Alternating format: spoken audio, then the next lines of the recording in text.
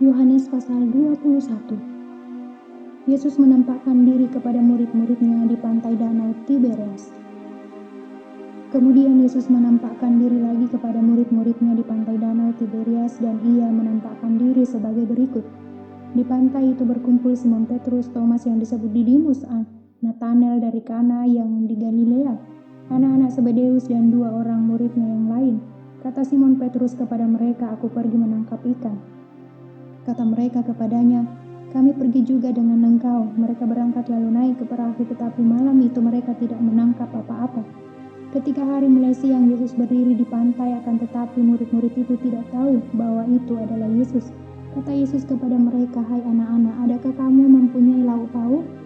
Jawab mereka, "Tidak ada." Maka kata Yesus kepada mereka, "Tebarkanlah jalamu di sebelah kanan perahu, maka kamu akan memperoleh." Lalu mereka menebarkannya dan mereka tidak dapat menariknya lagi karena banyaknya ikan.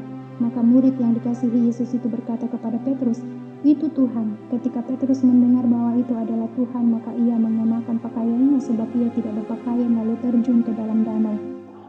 Murid-murid yang lain datang dengan perahu karena mereka tidak jauh dari darat, hanya kira-kira 200 hasta saja, dan mereka menyala jala yang penuh ikan itu. Ketika mereka tiba di darat, mereka melihat api arang dan di atasnya ikan dan roti. Kata Yesus kepada mereka, "Bawalah beberapa ikan yang baru kamu tangkap itu."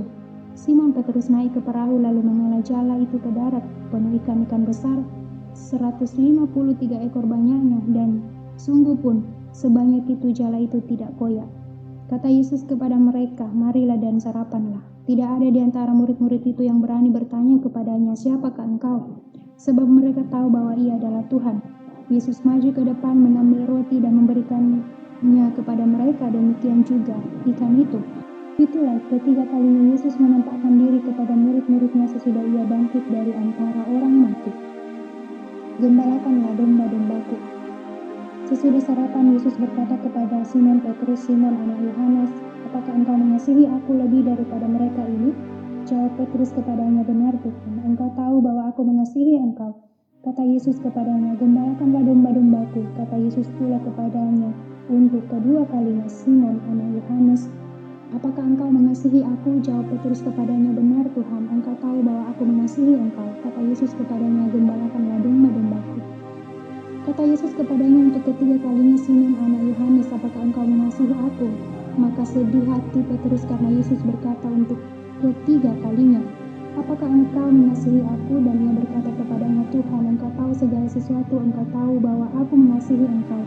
Kata Yesus kepadanya, "Gembalakanlah domba-dombaku. Aku berkata kepadamu, sesungguhnya ketika engkau masih muda, engkau mengikat pinggangmu sendiri dan engkau berjalan kemana saja kau kehendaki. Tetapi jika engkau sudah menjadi tua, engkau akan mengulurkan tanganmu dan orang lain akan mengikat engkau dan membawa engkau ke tempat yang tidak kau kehendaki." Dan hal ini dikatakannya untuk menyatakan bagaimana Petrus akan mati dan memuliakan Allah. Sesudah mengatakan demikian, ia berkata kepada Petrus, "Ikutlah aku." Murid yang dikasihi Yesus. Ketika Petrus berpaling, ia melihat bahwa murid yang dikasihi Yesus sedang mengikuti mereka, yaitu murid yang pada waktu mereka sedang makan bersama duduk dekat Yesus dan yang berkata, "Tuhan, siapakah dia yang akan menyerahkan engkau?" Ketika Petrus melihat murid itu, ia berkata kepada Yesus, "Tuhan, apakah yang akan terjadi dengan dia ini?" Jawab Yesus, "Jikalau aku menghendaki supaya ia tinggal hidup sampai aku datang, itu bukan urusanmu, tetapi engkau ikutlah aku." Maka tersebarlah kabar di antara saudara-saudara itu bahwa murid itu tidak akan mati. Tetapi Yesus tidak mengatakan kepada Petrus bahwa murid itu tidak akan mati, melainkan jikalau aku menghendaki supaya ia tinggal hidup sampai aku datang, itu bukan urusanmu.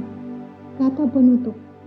Dialah murid yang memberi kesaksian tentang semuanya ini dan yang telah menuliskannya, dan kita tahu bahwa kesaksiannya itu benar.